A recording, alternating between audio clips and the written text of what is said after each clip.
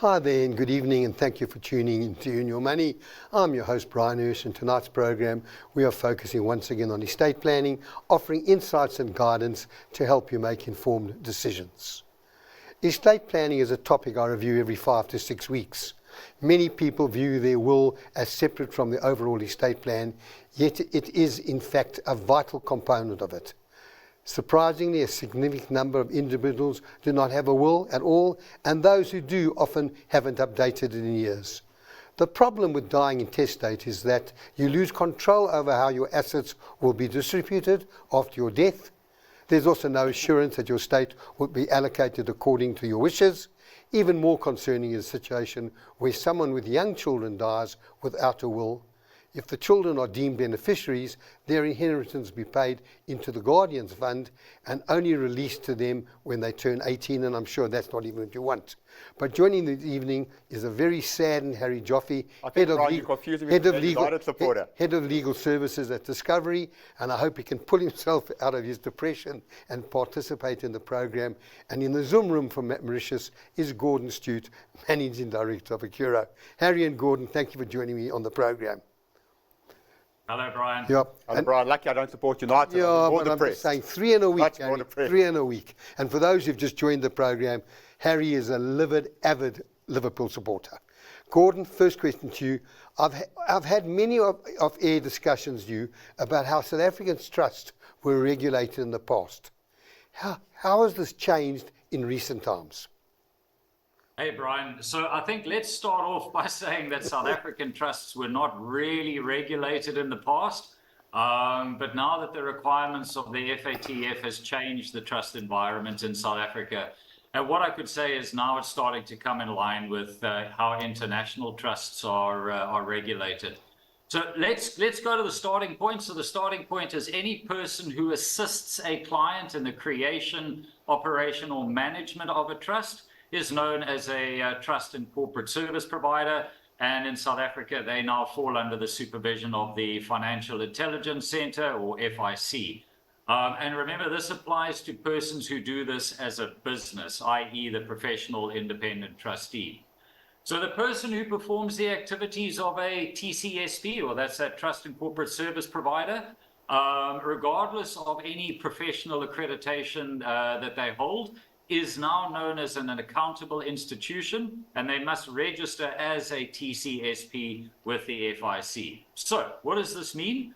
It actually just means that trustees now need to start paying much more attention to anti-money laundering, AML, and CFT, or counter funding of terrorism. And it means that this professional trustee, or this accountable person, needs to carry out transaction monitoring. So in other words, every time there's money flowing in or out of the trust, you're supposed to monitor that and keep the necessary paperwork, ongoing scrutiny checks. So not only just your clients, but any parties that are related to your clients, companies, businesses, financial intermediaries, etc. They must all be scrutinized on an ongoing basis. And then if you find any suspicious transactions, then you are obliged to submit a STR, or a suspicious transaction report. So, Bryan, in a nutshell, there's a lot more responsibility placed on the shoulders of South African trustees with regards to anti-money laundering. Well, and over and above that, Harry, so what about the individual who's got a family, 2 family members who are trustees, they've got a friend, a family member and a friend and themselves?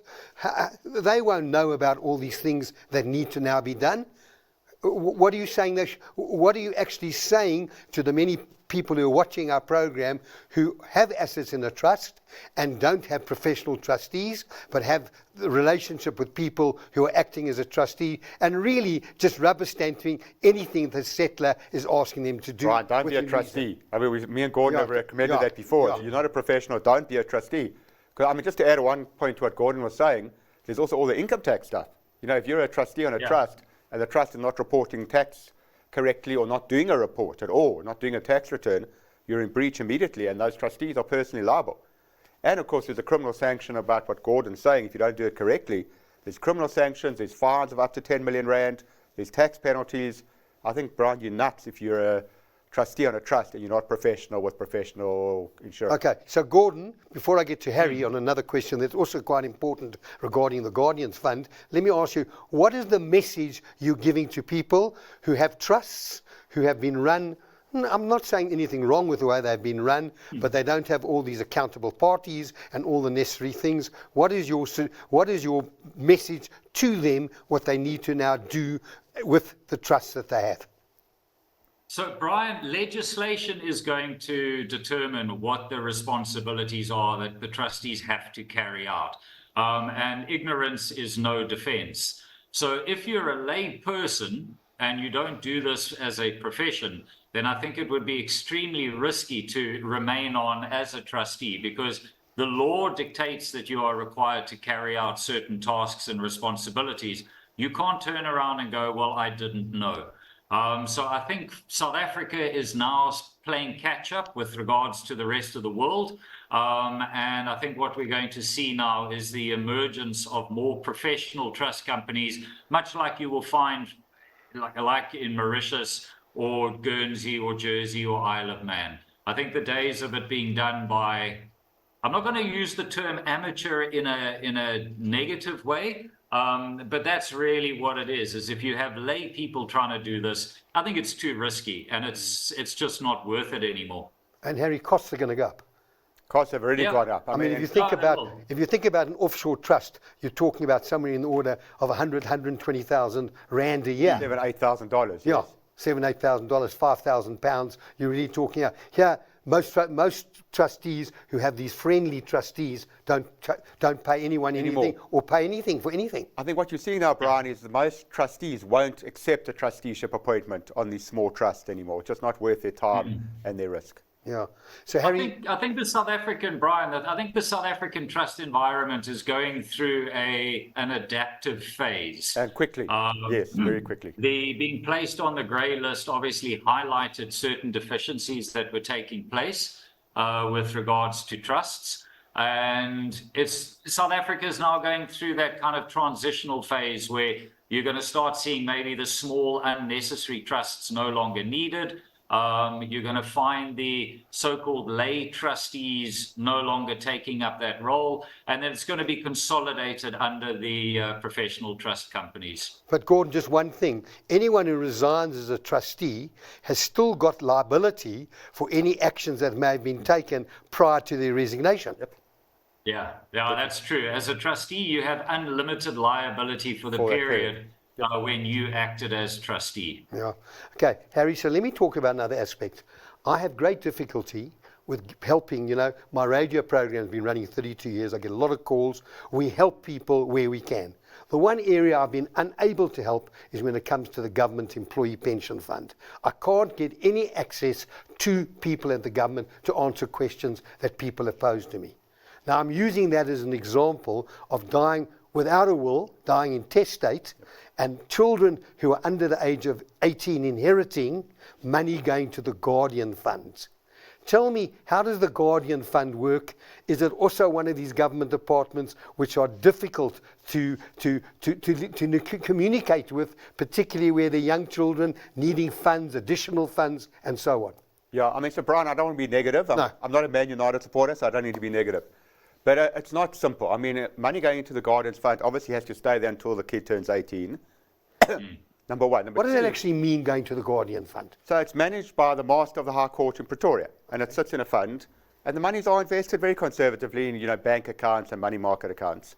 The problem is getting the money out. Harry, I'm going to jump in there quickly because I think this is very appropriate. You've got to point out that they're not going to take over existing share portfolios or properties, etc. Or cars, Gordon. We've had cases of cars that have to be sold. Cash.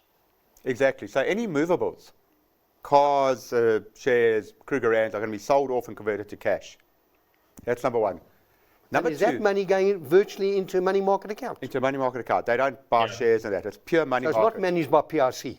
No. It's a money market account, number one. Now, number two, now you need money to look after the kid. So you've got to make an application to them, which can take a long, long time, and we've seen that. Number two is they're not going to release money for capital. So if the kid's going to school, maybe they'll pay school fees. But, if you have to buy a car to transport the kid to the school, they're not going to release money for the car because that's a capital expense. They'll do it for income. And then, of course, it's all the bureaucracy, all the forms that need to be filled in, all the challenges when the kid turns 18 and getting the capital released. So, Bryan, I think carrying on with what Gordon's saying, it's a non-negotiable here. You've got to have a testamentary trust in your will. Number one, because that would mean that trust would scoop up all capital and all cash for the minor. Number two, I mean, this is so important, which we always get, Bryan, me and you, we always talk. You know, who's going to be a trustee on that testamentary trust? You can't have your uncle anymore or the kid's friend or, you know, anything like that. You've got to have a professional trustee to manage that testamentary trust. Now, of course, the third problem, if there's only a smallish amount, and I say small in inverted commas, you know, R1,000,000 in that trust, it's hard to find a professional trustee who will manage that. And of course, Bryan, unashamedly, I'm going to punt a Discovery product. If you've got a estate preserver product or one of the products from the other insurers, you know, Momentum also offer it and Capital Legacy. If you've got one of these products which will cover the trustee costs when the life assured dies, that solves the problem, because when you create the trust in your will, you've got this insurance product which creates a liquidity to pay the trustee fees. Our Discovery Estate Preserver product covers their fees for 20 years, and then the kid won't be a minor anymore. And that means you've got a trustee who can manage the trust, their fees are covered, their costs are covered, and you've then got a process that can work, because then the trustee will release the funds to look after that kid. That is such an important issue, to look after the minors. And we want to talk about alternate beneficiaries as well. Yes, and by the way, the reason I've raised this is because I am tomorrow morning on my radio program, SAFM 104, 107, dealing with someone who is coming on the program after quite a few years battling about the government employee pension fund, which is not part of our subject today. And the Guardians Fund comes into being if you don't have a will. And that's why the importance is having a will. And my question to you, Harry Gordon, is how easy is it to draft a simple will? So before we get on to the drafting of the will, I just want to touch on something that Harry was mentioning, is that the Guardian Fund pays out when the beneficiary turns 18. I'm sure that there are responsible and financially mature 18-year-olds out there, but there's also a lot that aren't. So you're now sitting in a situation where an individual who's at a very, what's the right word? Impressionable, Gordon, impressionable age. Impressionable, thank you. That's exactly the word I was looking for. Now gets a whole lot of money when they turn 18. I don't think they're going to take that and invest it wisely. I'm seeing things like fancy cars, hi-fis, PlayStation. United shirts, even worse. Yeah.